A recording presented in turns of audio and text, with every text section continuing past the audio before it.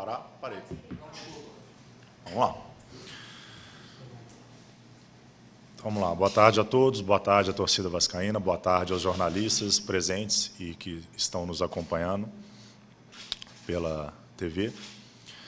Pedi para falar um pouco antes aqui da apresentação do Juan, o nosso 14º reforço, porque ontem se encerraria a janela de transferências, janela nacional que foi estendida mais 15 dias e a janela internacional que foi fechada. E eu acho prudente e necessário e adequado fazermos um balanço dessa janela. A janela de transferências se iniciou no dia 10 de janeiro e se encerraria ontem, 4 de abril. Então, fazendo uma projeção aqui do dia 10 de abril, 4 fecha internacional, 20 fecha nacional, mas fazendo uma projeção de 10 de abril, para fazer uma conta fácil, nós estamos falando de 90 dias de janela. Estamos falando de 3 meses de janela de registro aqui no Brasil. E em 90 dias de janela, o Vasco realizou 14 contratações. Não quiser contar o Andrei como uma contratação, pela saída e pela entrada, vamos falar de 13. E uma conta simples de 90 dividido por 14 ou 13, nós vamos encontrar menos de 7. O que significa dizer que o Vasco contratou um jogador por semana, um reforço por semana na janela de contratações. E o perfil desses reforços, desses 14 reforços ou 13 reforços, nós temos 70% desses jogadores acima de 25 anos, numa idade que a gente entende dentro do futebol como uma idade que a gente espera o pico de performance do jogador.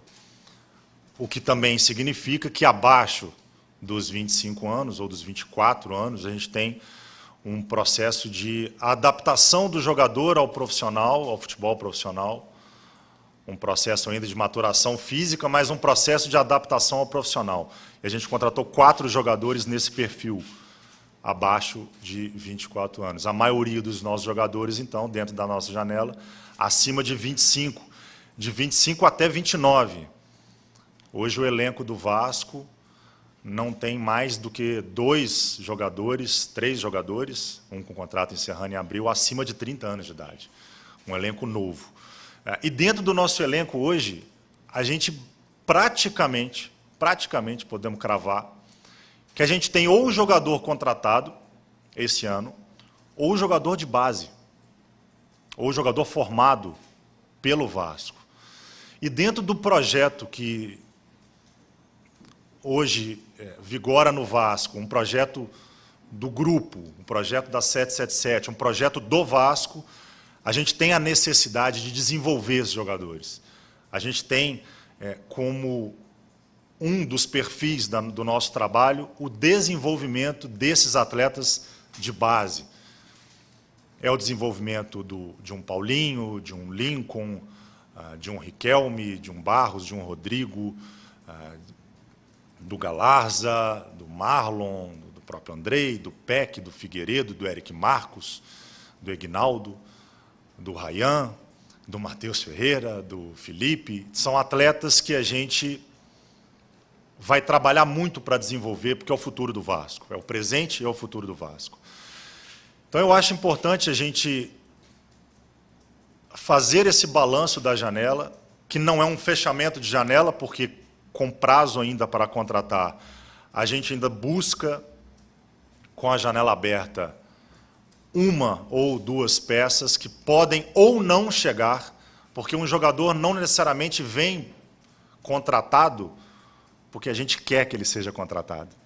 Existem vários fatores que impedem uma contratação.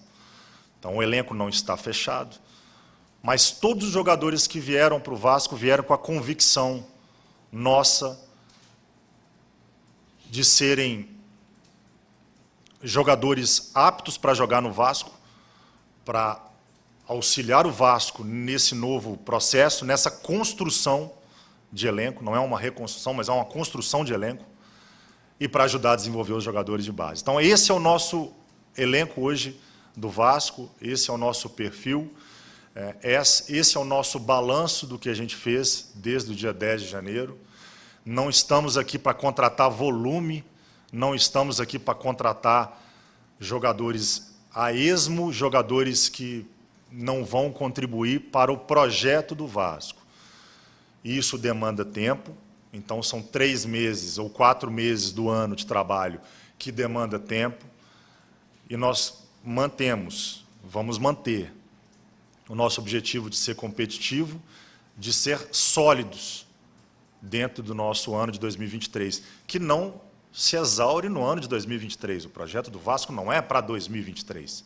O projeto do Vasco se inicia em 2023. Então, é o primeiro ano deste novo processo, é o primeiro ano de vários